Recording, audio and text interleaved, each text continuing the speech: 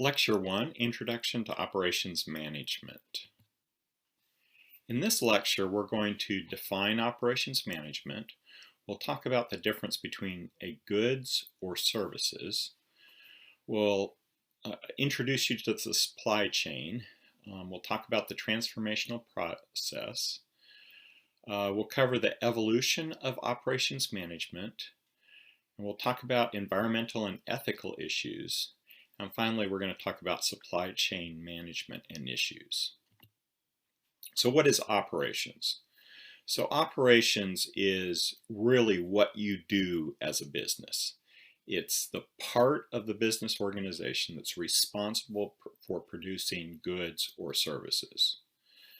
So if you are a restaurant, it is making and serving food. If you are a automobile manufacturer, it is producing a good, which is the car. So how do we define operations management? It's the management of systems or processes that creates the goods or provides the services. So here's some examples of goods versus services. So goods includes everything from raw materials to partially assembled something to the final product. So an example is your car. Your car is a goods. The computer, so the computer that you're using to watch this video, that is a goods. An oven where you bake something, shampoo, those are all goods. Services are activities that provide some combination of time, location, form, or psychological value. So for example, air travel. So the service of air travel is to get you from one town to another town. You're actually using a goods, which is the airplane, to get there, but your purpose isn't, you're not buying an airplane, you're just simply buying the air travel. Education. This class is a great example of a service.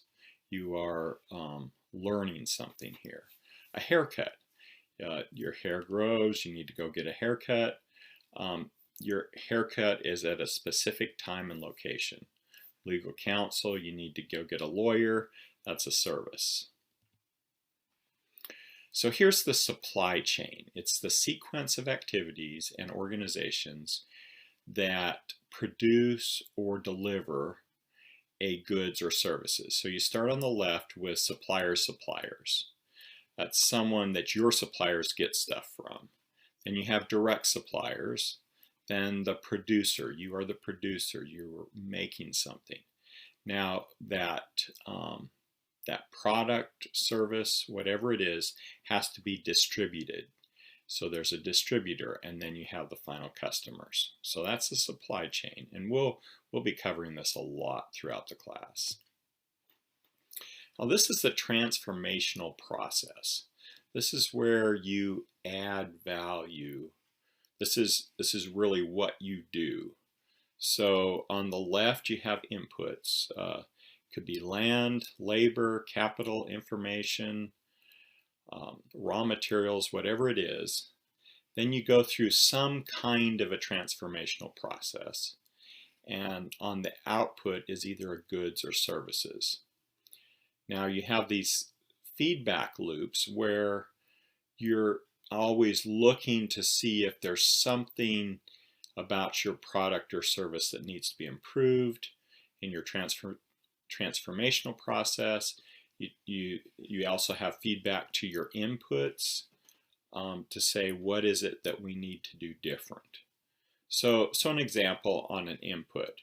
Let's say you're a restaurant. So your inputs are your building, your labor, the cook, the servers, and then it's your food. So you might get a delivery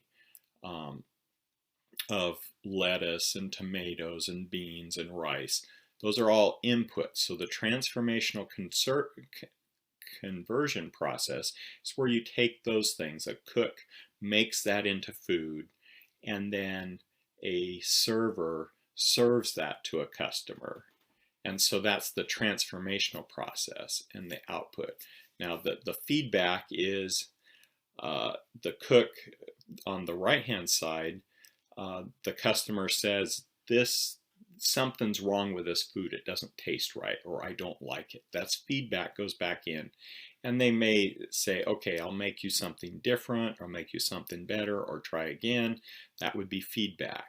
Now if you got a box of lettuce and the entire box of lettuce is rotten, now that goes back to feedback to your lettuce supplier of your input. So that's sort of how the whole thing works, this transformational process. So here's the goods and services continuum. A lot of products are not purely a service or a goods. They're sort of a combination. So for example, automobile assembly and steel making, those are mostly goods, but there is a small amount of service in there. Home remodeling, retail sales, have a little bit more service. Computer repair, a restaurant meal. So in a restaurant meal, it's really half of it is the food. You're eating food, which is a goods, but you have a server, they're transforming this food for you.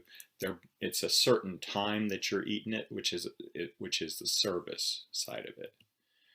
Songwriting, software development starts getting more into services, surgery, teaching. You start getting into mostly services with just a small amount of goods. So why study operations management? So every aspect of business affects or is affected by operations. So many service jobs are closely related to operations. So financial services, marketing services, accounting services, information, all of those are very closely related to operations. And so when you learn about operations and supply chain, you will have a better understanding of where we live, the whole world, global dependencies of companies and nations. You'll also understand why companies succeed or fail, and the importance of working with others. So there's three basic functions of any organization, and that is marketing, operations, and finance. So marketing is the part that goes and identifies customers, brings customers in. Operations is the part that actually makes something or does something, and finance is collecting the money, managing the money, all of those. Now there's overlap between these three areas. For example, under finance and operation, finance is responsible for budgeting the operations. They provide the economic analysis of an investment proposal. Let's say that you say, well, we should have a new restaurant. Okay, so that new restaurant, how much is it going to cost? What's the return on investment? Those kinds of things. And then they provide the funds. So finance is responsible for providing the funds to pay for your servers or your cook, pay for the food, all of those. And then marketing has an impact with operations. So marketing is responsible for providing demand data. So we're going to have this restaurant. Marketing is responsible to analyze how many people we think will come to that restaurant at what time. Product and service design. So marketing is responsible to tell operations the kinds of things that are important to the customer. Marketing does the competitor analysis. So we look at a restaurant, we want to put a restaurant over on Main Street. Well, marketing will go over there and look and say, well, you know, there's another restaurant that does the same thing as us, and we'll have to compete head to head. That might not be the best location. They're looking at the competitors. Lead time data. So marketing is responsible for promising customers the product on a certain time, but they need to work with operations because it might be Normally, when you place an order, we'll provide it in a week, but maybe operations has a backlog and they need to go tell marketing, the lead time for this is really going to be 2 weeks because we have too much to do. Operations management and supply chain career opportunities. So here's some jobs that you could have that are directly related to operations management. It can be an operations manager, supply chain manager, production analyst, schedule coordinator, production manager, industrial engineer, purchasing manager, inventory manager, or quality control. All of those are very closely related to operations management. There's some professional suppliers for operations management. APICS, Association for Operations Management, ASQ, American Society for Quality, Institute for Supply Management.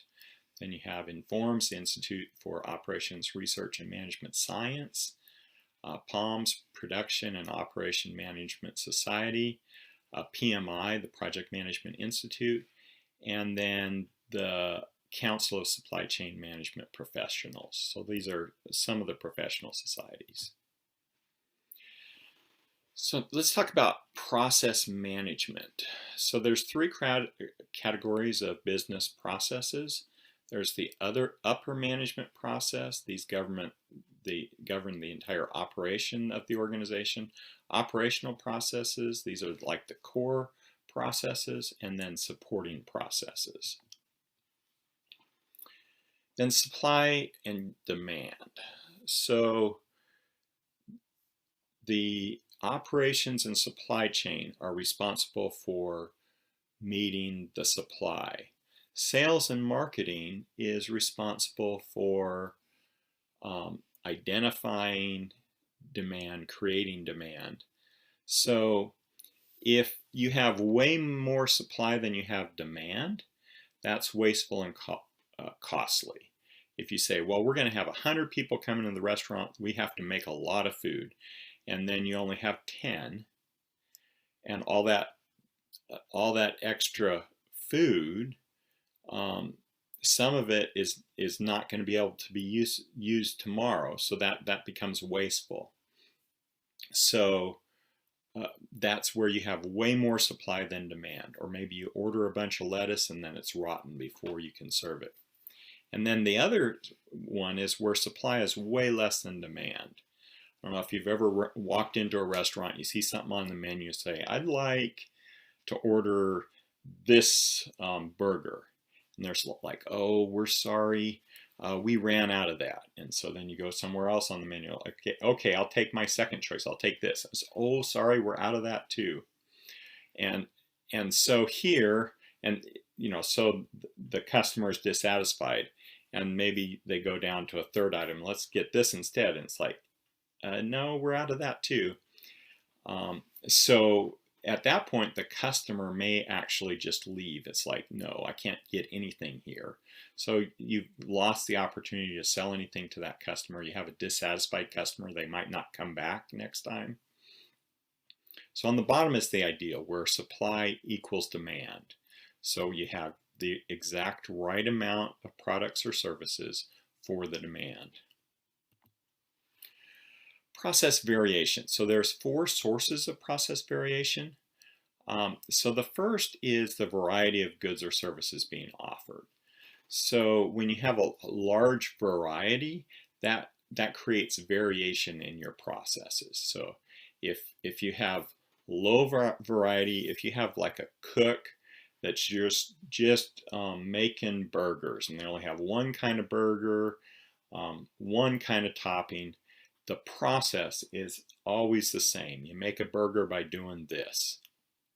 It's always the same. But then if you say we offer everything, then the process to make the food is different depending on whether they're making soup or salad or a burger. All of those have a different process. And then there's structural variation in demand. So these are generally predictable variation. So an example is a restaurant. Restaurants have a structural variation. Lunchtime, you have a bunch of people, and supper you have a bunch of people, and there's not so many people in between. So those are very predictable, and maybe on Monday night you don't have very many customers. On Friday night and Saturday night you may have a whole bunch. So those are examples of structural variation. And random variation are natural variation, and you can't really manage that. Sometimes a bunch of people just show up, and there's no way to predict it, no way to influence it. It just happens. And then the last one is assignable variation. This is variation that has identifiable sources. So this type of variation can be reduced, eliminated by analysis and corrective action. So an example of this might be the cook always does something, and let's say that whenever he's making a salad, he has to walk to the refrigerator, get the lettuce, bring it out, and so a salad takes a long time. Well, an example might be, well, let's put a little refrigerator right next to the preparation area where he can have some stuff there. So he's getting ready to make a salad, he just opens the door. So that's an example of assignable variation, where you know how long that's going to take. You actually correct it. So variations can be disruptive to the operations supply chain process. They can cause additional costs, delays, shortages, poor quality, and inefficient work systems. So this is the scope of operations management. Operations management runs across the organization.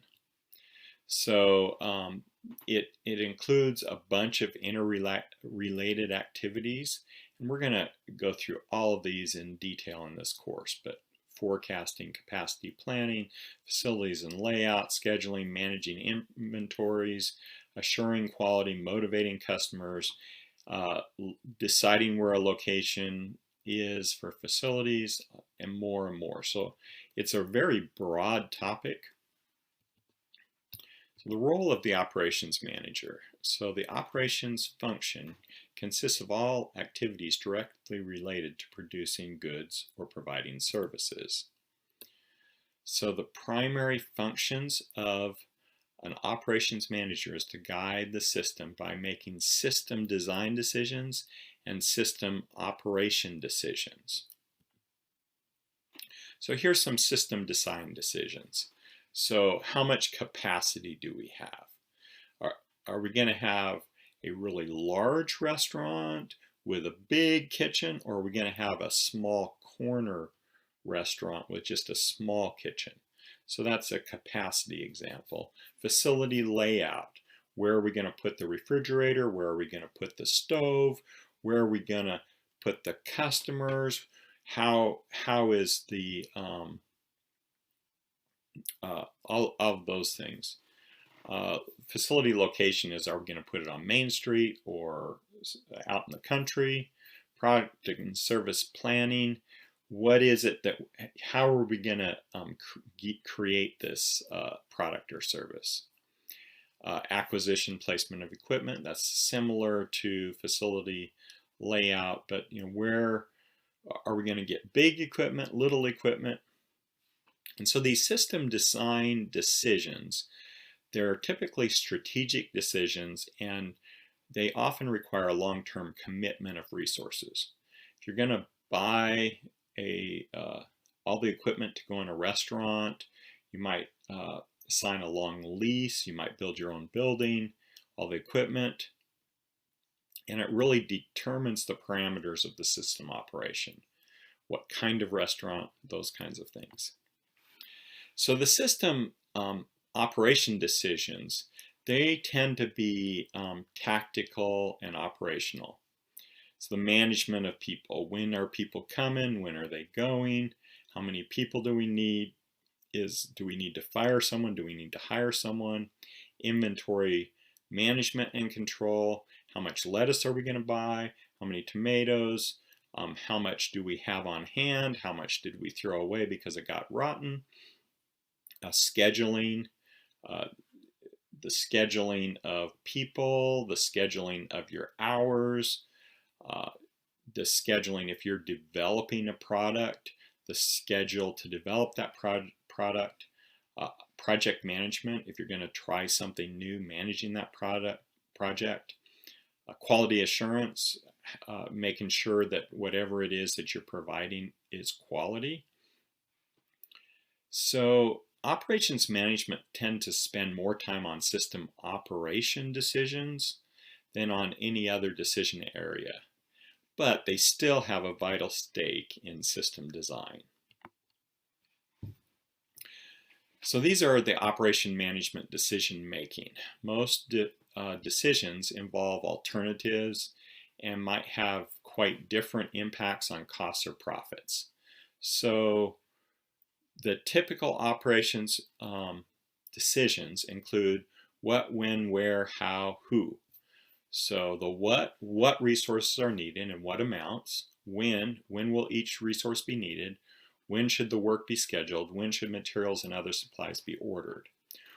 The where will the work be done, how will this product or service be designed, how will the work be done, how will the resources be allocated, and then who will do the work. So those are all decision-making questions. So here's a general approach to decision-making, and that is to use a model. So a model is an abstraction of a reality or a simplification of something. Let's say that you've never had a restaurant and you want to try different layouts. You might go into your garage and you say, okay, what if we put the server right here, we put the refrigerator over here, and you might practice making some things. That would be a model. If you made like cardboard cutouts of the table, or maybe some folding tables and chairs, that's a model. It's a simplification of reality. You could have a computer model where you actually analyze things with a computer. So the features of models, they're simplifications of real life. They omit unimportant details, and they mimic so that the attention can be focused on the most important aspects of the real life system. So that's conceptually what a model is. So the keys to successfully using a model is you have to ask these questions. What is its purpose? How is it used to generate results? How are the results interpreted and used? And what are the model's assumptions and limitations? If you don't understand that, if someone comes into a meeting and said, we ran the model and it said we should not build a store on Main Street. It's like, okay, what was the purpose of the model? Well, the purpose of the model was not location analysis, it was something else. Or how did you generate the results? So you can actually use a very good model in the wrong way and get bad data out of it. So the benefits of the model: it's easier to use, less expensive than the real system, requires users to organize and sometimes quantify information. It really increases your understanding of the problem. It enables managers to analyze what-if questions. It serves as a constant tool for evaluation and provides standardized format for analyzing a problem. And it enables users to bring the power of mathematics. So if you have a mathematical model, you can bring a lot of power with that. Okay, let's talk about the systems approach. So a system is a set of interrelated parts that must work together. So the business organization is a system composed of subsystems.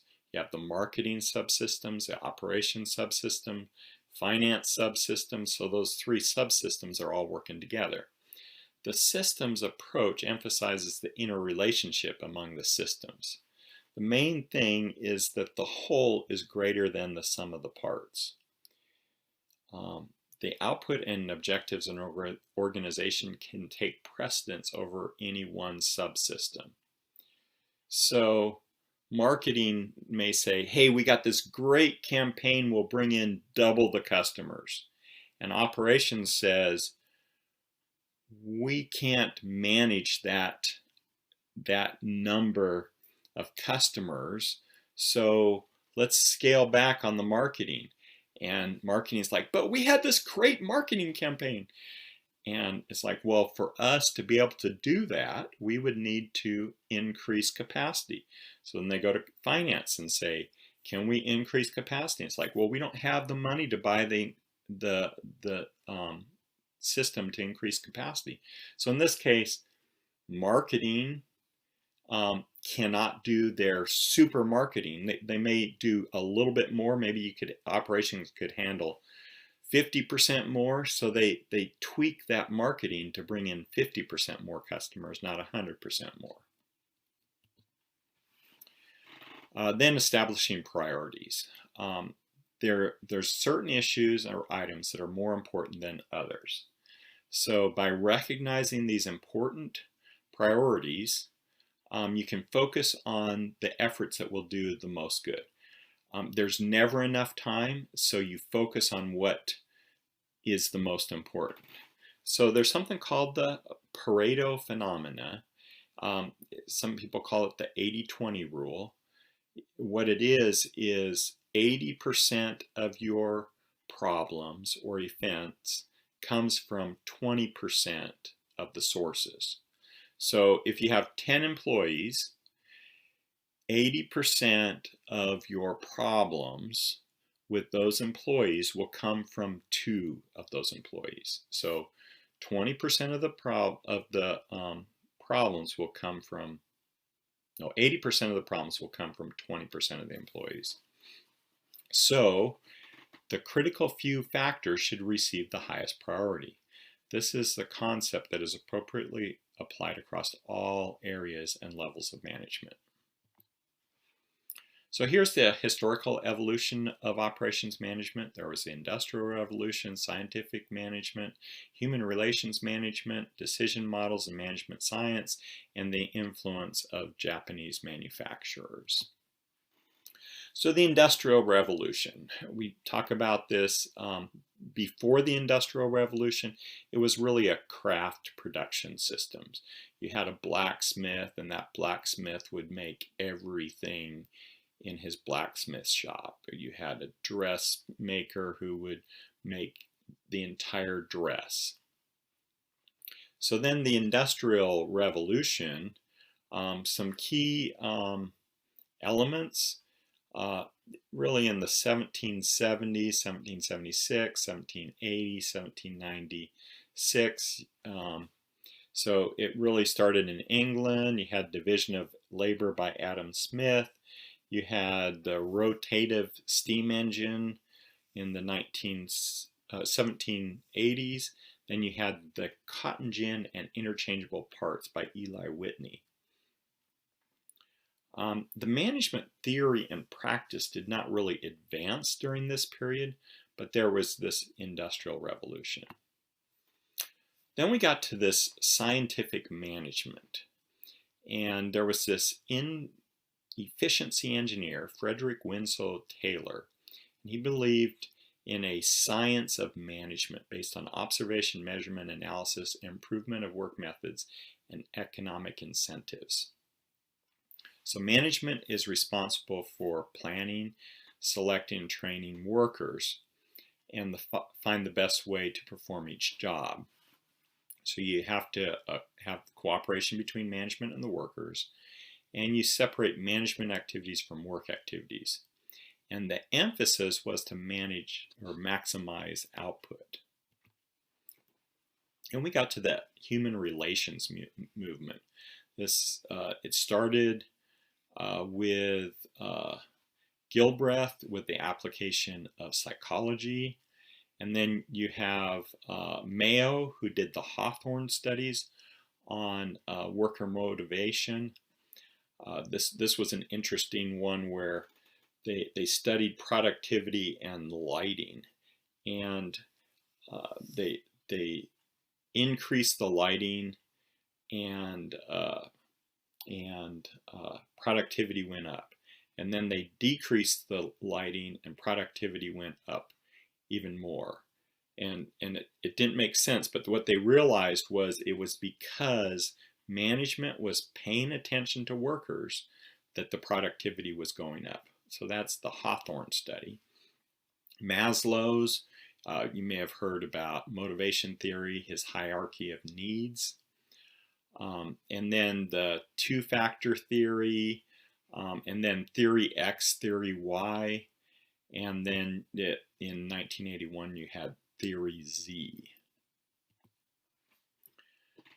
Now you have decision models and management science. So this is where you start really modeling mathematics. So Harris in 1915 he had a mathematical model for inventory management. And then you started having statistical procedures for sampling and quality control in the 30s. Tippett had statistical sampling theory, 1935. You have operations research groups, and then that operations research got applied to warfare. And then the last one is linear programming in 1947. The Japanese had a huge influence on quality, and they're credited with the quality revolution, and they also really started this concept of just-in-time production. So some of the key issues for operations managers today are economic conditions. Is the economy going up? Is it going down? How do I use that to predict? And there's innovating, what's happening, how are you going to make something new, quality problems, how do you make sure you have good enough quality, how do you manage risk, and then competing in a global economy. You hear about that a lot where, hey, my job got exported to China or something. That is really the global economy. How do you manage competition in that environment? Environmental concerns. So sustainability, and this is using resources in a way that does not harm the ecological systems that support human existence. And it can go way beyond traditional environmental and economic measures, really to incorporate social criteria in decision making. And all areas of the business can be affected in the product or service design, customer education programs, disaster preparedness and response, supply chain waste management, outsourcing decisions. All of those have sustainability implications. Then ethical issues, financial statements. You hear about CEOs going to jail for lying about the finances. Worker safety. Maybe someone gets hurt and you have a class action lawsuit, or you know, how do you face a family member when you intentionally ignored some safety item and that worker was killed or hurt? Product safety. What if you sell a product and someone gets hurt? Hear a lot about airbags where there's defective airbags that hurt people. Quality. Is it ethical to sell things that are low quality when you know that it's low quality and you pretend that it's high quality? The environment. Are you dumping things into that pollutes rivers, that would, if you were caught, would send you to jail? Community. Maybe how are you dealing with the community? Hiring, firing workers. Are you ethical there? Closing facilities. Closing a facility in one town and moving it to another town. What does that do ethically? Worker rights. All of those are ethical issues. So the supply chain management. Early on, there was little effort to manage the supply chain beyond your own operations and immediate suppliers, which leads to numerous problems. You have oscillating inventory levels, inventory stockouts, late deliveries, and quality problems. So the issues: you need to improve operations. We have increasing levels of outsourcing, increasing transportation cost. You have competitive pressures, increasing globalization, the importance of e-business. So if you have a store and you're selling a product, you are directly competing against Amazon. If Amazon can give that customer that product in 2 days for a cheaper price, you're competing. And unless that customer needs it today, you're competing with e-business. The complexity of supply chains. Your supplier may also be serving your competitors. Excuse me. The need to manage inventories. So there's different strategies, and we'll talk about this in more detail, where you might have your supplier manage your inventory or work together with your supplier. So a summary: we've talked about the definition of operations management, define the difference between a goods or services, the supply chain, the transformational process, historical evolution of operations management,